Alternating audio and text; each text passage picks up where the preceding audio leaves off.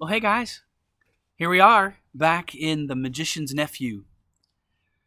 Chapter 8, we ended with all the characters being by the lamppost. Now, the lamppost is going to be very important as we get to learn about it in The Lion, the Witch, and the Wardrobe.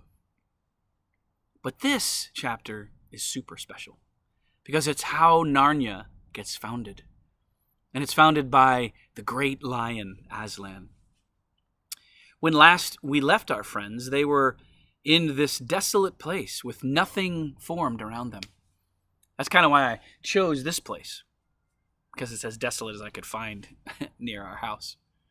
It's a rock and there's some walls, but there's nothing beautiful.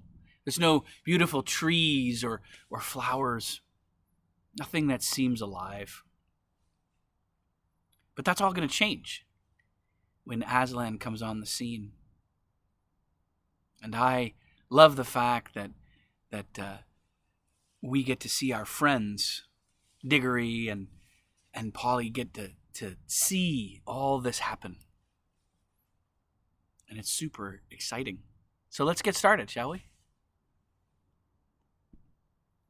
Chapter 9. The Founding of Narnia. The lion was pacing to and fro about that empty land and singing his new song. It was softer and more lilting than the song by which he had called up the stars and the sun, a gentle, rippling music. And as he walked and sang, the valley grew green with grass. It spread out from the lion like a pool. It ran up the sides of the little hills like a wave. In a few minutes it was creeping up the lower slopes of the distant mountains, making that young world every moment softer. The light wind could now be heard ruffling the grass. Soon there were other things besides grass. The higher slopes grew dark with heather. Patches of rougher and more bristling green appeared in the valley. Diggory did not know what they were until one began coming up quite close to him. It was a little spiky thing that threw out dozens of arms and covered these arms with green and grew larger at the rate of about an inch every 2 seconds. There were dozens of these things all round him now. When they were nearly as tall as himself, he saw what they were. "Trees!" he exclaimed. The nuisance of it, as Polly said afterward, was that you weren't left in peace to watch it all. Just as Diggory said "trees," he had to jump because Uncle Andrew had sidled up to him again and was going to pick his pocket. It wouldn't have done Uncle Andrew much good if he had succeeded, for he was aiming at the right-hand pocket because he still thought the green rings were homeward rings. But of course, Diggory didn't want to lose either. "Stop!" cried the witch. "Stand back! No further back! If anyone goes within 10 paces of either of the children, I will knock out his brains." She was poising in her hand the iron bar that she had torn off the lamppost, ready to throw it. Somehow no one doubted that she would be a very good shot. "So," she said, "you would steal back your own world with the boy and leave me here." Uncle Andrew's temper at his last got the better of his fears. "Yes, ma'am, I would," he said. "Most undoubtedly I would. I should be perfectly in my rights. I have been most shamefully, most abominably treated. I have done my best to show you such civilities as were in my power. And what has been my reward? You have robbed, I must repeat the word robbed, a highly respected jeweler. You have insisted on my entertaining you to an exceedingly expensive, not to say ostentatious lunch, though I was obliged to pawn my watch and chain in order to do so. And let me tell you, ma'am, that none of your family have been in the habit of frequenting pawnshops, except my cousin Edward, and he was in the yeomanry. During that indigestible meal, I'm feeling the worse for it at this very moment. Your behaviour and conversation attracted the unfavourable attention of everyone present. I feel I have been publicly disgraced. I shall never be able to show my face in that restaurant again. You have assaulted the police. You have stolen. I stow it, governor. Do stow it, said the cabbie. Watching and listening's the things at present, not talking. There was certainly plenty to watch and to listen to. The tree, which Diggory had noticed, was now a full-grown beech whose branches swayed gently above his head. They stood on cool, green grass, sprinkled with daisies and buttercups. A little way off along the river bank, willows were growing. On the other side, tangles of flowering currant lilac, wild rose, and rhododendron closed them in. The horse was tearing up delicious mouthfuls of new grass. All this time the lion's song and his stately prowl, to and fro, backwards and forwards, was going on. What was rather alarming was that at each turn he came a little nearer. Polly was finding the song more and more interesting because she thought she was beginning to see the connection between the music and the things that were happening. When a line of dark firs sprang up on a ridge about 100 yards away, she felt that they were connected with a series of deep, prolonged notes, which the lion had sung a second before. And when he burst into a rapid series of lighter notes, she was not surprised to see the primroses suddenly appearing in every direction. Thus, with an unspeakable thrill, she felt quite certain that all the things were coming, as she said, out of the lion's head. When you listened to his song, you heard the things he was making up. When you looked round you, you saw them. This was so exciting that she had no time to be afraid.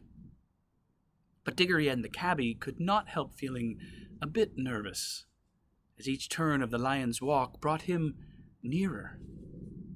As for Uncle Andrew, his teeth were chattering, but his knees were shaking so that he could not run away. Suddenly, the witch stepped boldly out towards the lion.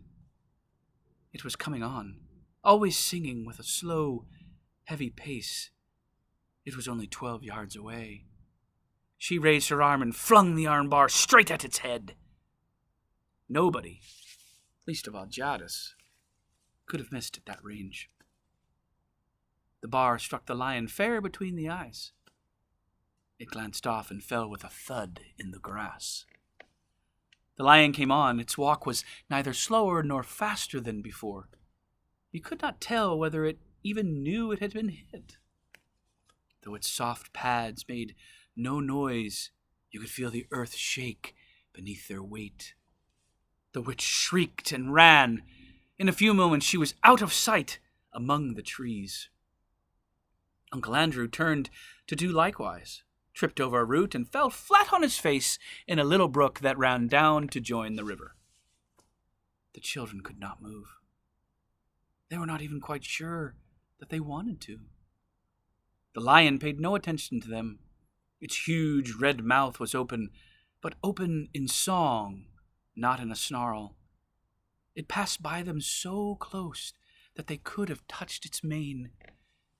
They were terribly afraid it would turn and look at them, yet in some queer way they wished it would. But for all the notice it took of them, they might just as well have been invisible and unsmellable. When it had passed them and gone a few paces further, it turned, passed them again, and continued its march eastward. Uncle Andrew, coughing and sputtering, picked himself up. "Now, Diggory," he said, "we've got rid of that woman, and the brute of a lion is gone. Give me your hand and put on your ring at once." "Keep off," said Diggory, backing away from him. "Keep clear of him, Polly. Come over here beside me. Now I warn you, Uncle Andrew, don't come one step nearer. We'll just vanish." "Do Do what you're told this minute, sir, said Uncle Andrew. You're an extremely disobedient, ill-behaved little boy. No fear, said Diggory. We want to stay and see what happens. I thought you wanted to know about other worlds. Don't you like it now that you're here? Like it? Exclaimed Uncle Andrew. Just look at the state I'm in. And it was my best coat and waistcoat, too. He certainly was a dreadful sight by now. For, of course, the more dressed up you were to begin with, well, the worse you look after you've crawled out of a smashed Hansom cab and fallen into a muddy brook. I'm not saying, he said, that this is not a most interesting place. If I were a younger man, now perhaps I could get some lively young fellow to come here first. One of those big game hunters. Something might be made of this country. The climate is delightful. I never felt such air. I believe it would have done me good if circumstances had been more favourable. If only we had a gun.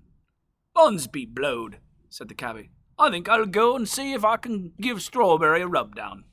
That horse has more sense than some humans, as I could mention. He walked back to Strawberry and began making the hissing noises that grooms make. Do you still think that lion could be killed by a gun? Asked Diggory. He didn't mind the iron bar much.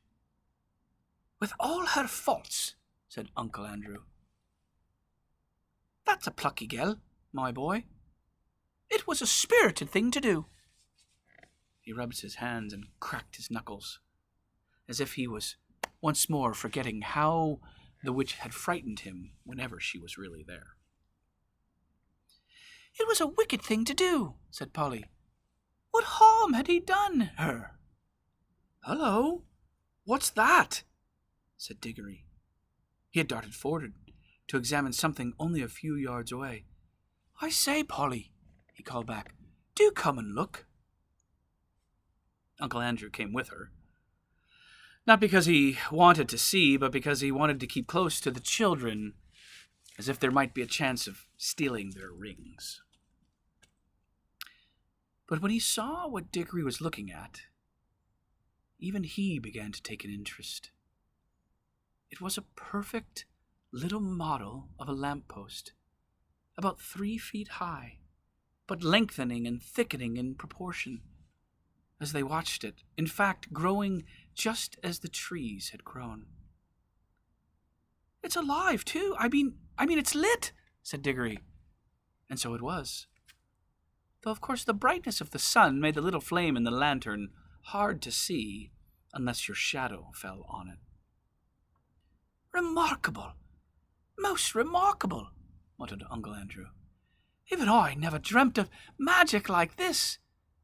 We're in a world where everything, even a lamppost, comes to life and grows. I wonder what sort of seed a lamppost grows from. Don't you see? Said Diggory. This is where the bar fell.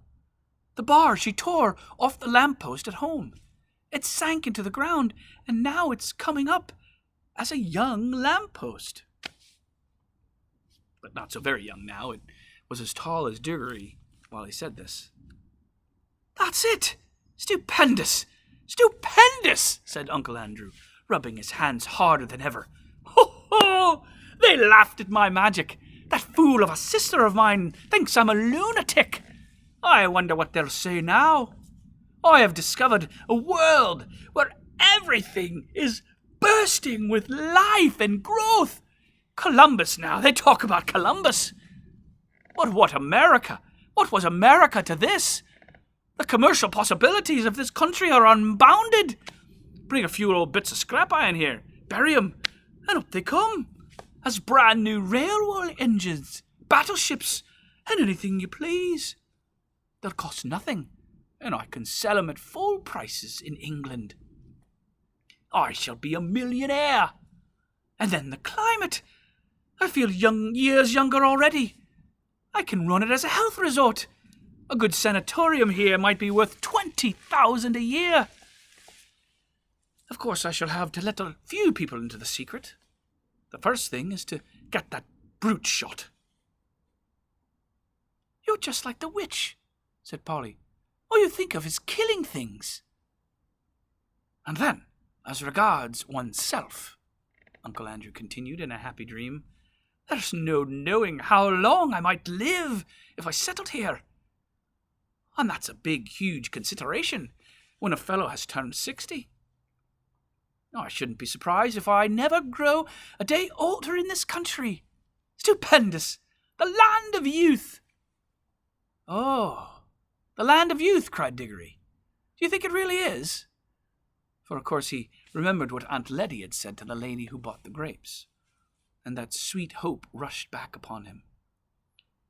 "Uncle Andrew," he said, "do you think there's anything here that would cure Mother?" "What are you talking about?" said Uncle Andrew. "This isn't a chemist's shop. But as I was saying—" "You don't care twopence about her," said Diggory savagely. "I thought you might. After all, she's your sister as well as my mother." "Well, no matter. I'm jolly well going to ask the lion himself if he can help me." And he turned and walked briskly away. Polly waited for a moment, and then went after him. "Here! Stop! Come back! The boy's gone mad!" said Uncle Andrew. He followed the children at a cautious distance behind, for he didn't want to get too far away from the green rings or too near the lion. In a few minutes, Diggory came to the edge of the wood, and there he stopped. The lion was singing still, but now the song had once more changed. It was more like what we should call a tune, but it was also far wilder. It made you want to run and jump and climb. It made you want to shout. It made you want to rush at other people and either hug them or fight them. It made Diggory hot and red in the face. It had some effect on Uncle Andrew, for Diggory could hear him saying, "A spirited gal, sir. It's a pity about her temper, but a dem fine woman all the same. A dem fine woman." But what the song did to the two humans was nothing compared to what it was doing to the country. Can you imagine a stretch of grassy land bubbling like a water in a pot? For that is really the best description of what was happening. In all directions it was swelling into humps. They're of different sizes, some no bigger than molehills, some as big as wheelbarrows, two the size of cottages. And the humps moved and swelled till they burst. And they crumbled. Earth poured out of them, and from each hump there came out an animal. The moles came out just as you might see a mole come out in England. The dogs came out, barking the moment their heads were free, and struggling as you've seen them do when they are getting through a narrow hole in a hedge. The stags were the queerest to watch, for of course the antlers came up a long time before the rest of them. So at first Diggory thought that they were trees. The frogs, who all came up near the river, went straight into it with a plop, plop, and a loud croaking. The panthers, leopards, and things of that sort sat down at once to wash the loose earth off their hindquarters, and then stood up against the trees to sharpen their front claws. Showers of birds came out of the trees. Butterflies fluttered. Bees got to work on the flowers as if they hadn't a second to lose. But the greatest moment of all was when the biggest hump broke like a small earthquake, and out came the sloping back, the large, wise head, and the 4 baggy-trousered legs of an elephant. And now you could hardly hear the song of the lion. There was so much cawing and cooing, crowing, braying, neighing, baying, barking, lowing, bleating, and trumpeting. But though Diggory could no longer hear the lion, he could see it. It was so big and so bright that he could not take his eyes off it. The other animals did not appear to be afraid of it. Indeed, at that very moment, Diggory heard the sound of hooves from behind. A second later, the old cab horse trotted past him and joined the other beasts. The air had apparently suited him as well as it had suited Uncle Andrew. He no longer looked like the poor old slave he had been in London. He was picking up his feet and holding his head erect. And now, for the first time, the lion was quite silent. He was going to and fro among the animals, and every now and then he would go up to two of them, always two at a time, and touch their noses with his. He would touch two beavers among all the beavers, two leopards among all the leopards, one stag and one deer among all the deer, and leave the rest. Some sorts of animal he passed over altogether, but the pairs which he had touched instantly left their own kinds and followed him. At last he stood still, and all the creatures whom he had touched came and stood in a wide circle around him. The others whom he had not touched began to wander away. Their noises faded gradually into the distance. The chosen beasts who remained were now utterly silent, all with their eyes fixed intently upon the lion. The cat-like ones gave an occasional twitch of the tail, but otherwise all were still. For the first time that day there was complete silence, except for the noise of running water. Diggory's heart beat wildly. He knew something very solemn was going to be done. He had not forgotten about his mother, but he knew jolly well that even for her, he couldn't interrupt a thing like this. The lion, whose eyes never blinked, stared at the animals as hard as if he was going to burn them up with his mere stare. And gradually a change came over them. The smaller ones, the rabbits, moles, and such like, grew a good deal larger. The very big ones, you noticed it most with the elephants, grew a little smaller. Many animals sat up on their hind legs. Most put their heads on one side as if they were trying very hard to understand. The lion opened his mouth, but no sound came from it. He was breathing out a long, warm breath. It seemed to sway all the beasts as the wind sways a line of trees. Far beyond, overhead, from beyond the veil of blue sky, which hid the stars sang again a pure, cold, difficult music. Then there came a swift flash like fire, but it burnt nobody, either from the sky or from the lion itself, and every drop of blood tingled in the children's body, and the deepest, wildest voice they had ever heard was saying, "Narnia, Narnia, awake, love, think, speak. Be walking trees, be talking beasts, be divine waters."